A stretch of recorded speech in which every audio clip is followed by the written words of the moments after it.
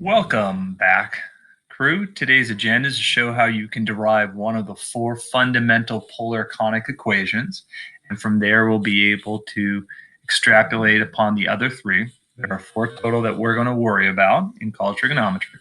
And you do have an assignment. Look on Google Classroom. There's a problem set to give you some feedback about whether or not you understood the ideas being discussed today. So let's waste no time. We have a definition of a conic in the polar system. A conic is a set of points P in the plane such that the ratio of the distance from the focus to P compared to the distance from the directrix to P is equal to E. So we're going to set up a hypothetical system, and we're just going to run the directrix to be a vertical line that is to the left of, if this was a rectangular system, the origin. And I'm going to superimpose a polar system on the rectangular system because I know you guys are much more comfortable with the rectangular system at this point. So let's go back to our definition. We are talking about one focus in the definition, and we have decided we're always going to take that focus and we are going to place it right on the pole, or in the rectangular system, obviously you would say origin. We do know that the polar system is comprised of that point called a pole and what is known as a polar axis. Every point P is simply going to be located on a particular angle of rotation of the polar axis and a particular distance we'll call r from the pole itself. So let's say we rotated this polar axis. Let's say go right about there. There's my point P. So I have this particular angle of rotation, and I find this distance to the point as a distance of r. Now, if I was on the rectangular system, of course, the location of point P is defined by dropping a perpendicular down to the horizontal axis and recognizing that the horizontal movement from the origin to this point, which I'm going to call point Q, and then the vertical distance from Q to P comprises the rectangular coordinates. Most important thing for you to see, of course, is we are talking about a right triangle, and our class is really about right triangle trigonometry. What else do I know about this point P? Well, it talks about also the distance from this directrix to this point P, which in this case, I'm going to measure that distance right there. That is the horizontal distance from P to the directrix. Now, this horizontal distance is comprised of this distance from the directrix to the pole and this distance from the pole to point Q. And I already know the distance from here to here is x. Well, I'm just going to call the distance from the directrix to the pole as little lowercase p, just for the heck of it, which means I now know that this distance is p and that distance is x, which makes the total distance to be P plus X. A conic is the set of points P in the plane such that the ratio of the distance from F to P to the distance from D to P equals E, the eccentricity. And now I can visualize what a lot of these distances are. So let's go with this. Well, number one, I think I'm going to take this graph and I'm going to move it on to the next slide because it's going to give me some good understanding. So here we go. Let's see if it works. It did work for us. I'm going to move it on up. I'm going to then hit that. Make it a little smaller for you guys. As long as I can see what's going on, I'm thinking pretty solid. And I also am going to want to grab maybe this definition, which I don't believe I rewrote. And I'm going to put it on right next to that so I can really understand what I'm talking about. I'm talking about this notion of eccentricity. Now, eccentricity is a ratio. It is a distance divided by a distance. Distances are positives, therefore the division itself is positive. But I am talking about an equation. So I can manipulate my way through this. So for example, this particular value in the denominator, I can move it over here by multiplication. So what does that look like? Well, that looks like this. That means now the distance from the focus to that point is going to be the eccentricity times the distance from the directrix to that point. We'll take a look at this particular distance right there. we know if I look closely at my diagram, I'm going to enlarge this a little for you guys. I think I have room to do it. There we go. The distance from the directrix to this point is going to be this little p plus the distance from this point to Q, or the origin to Q, or the pole to Q, or the distance from the focus to Q, however you want to define, which I've defined as x. Now, I know from right triangle trigonometry that the cosine of theta is x over r. Therefore, x is going to be r times the cosine of theta. So I'm going to take this distance, which is x, and I'm just going to take a look at it now in terms of r cosine of theta. All right, one more time. I'm just focusing in on this particular value right now. And I think what I'll do from there is maybe do some substitution. So we're now taking this equation. We're going to relook at that equation. And notice I have a particular value that I've calculated for this. So on that note, I think I'm going to recognize the distance from the focus to the pole is r.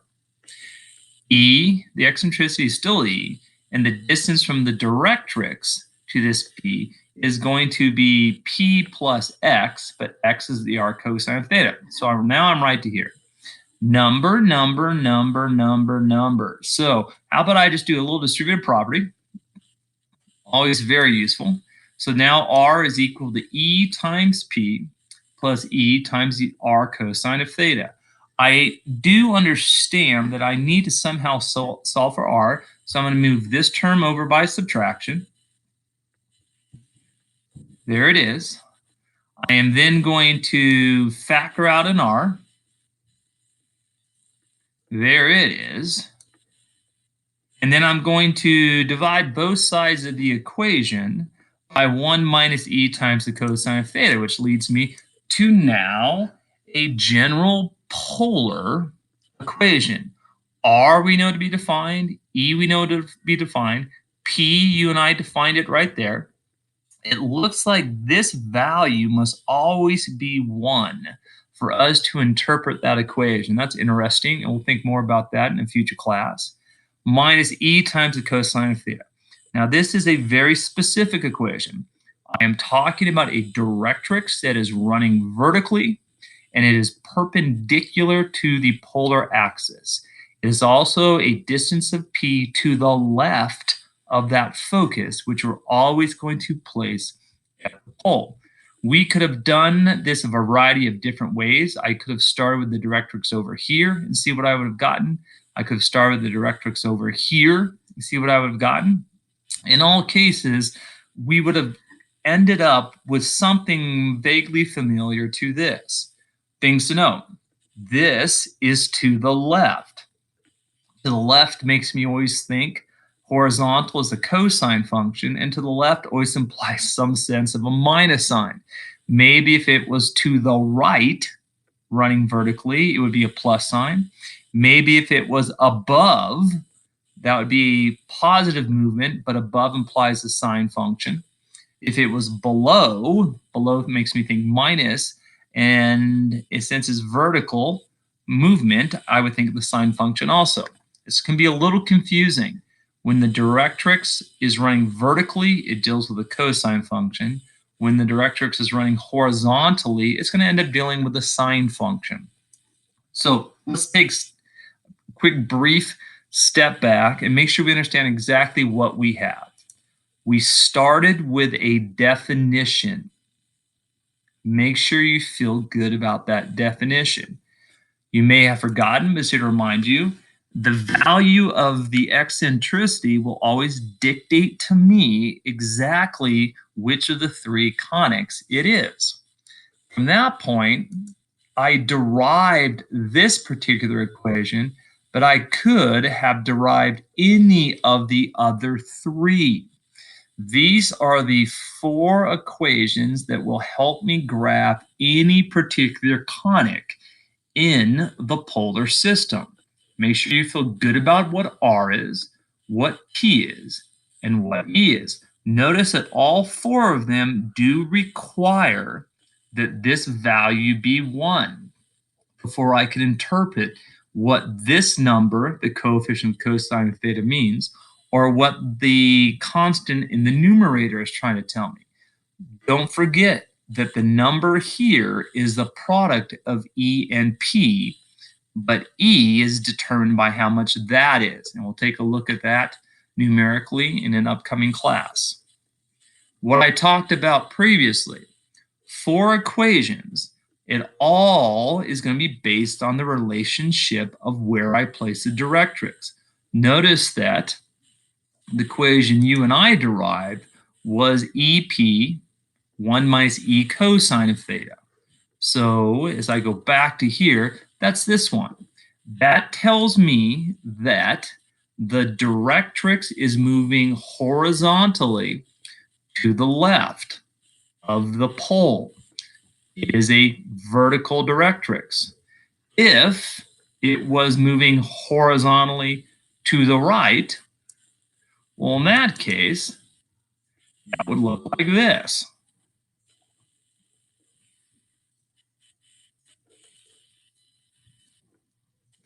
Just reading the equation tells me about the relationship of the directrix. Let me go back to here. Sine is all about vertical movement, and this is minus, so that must mean that I probably would be the directrix moving downward below the pole, which means the directrix is running horizontally. And in this case, I think you guys could reason this one out. This would be a directrix that is running horizontally above the pole.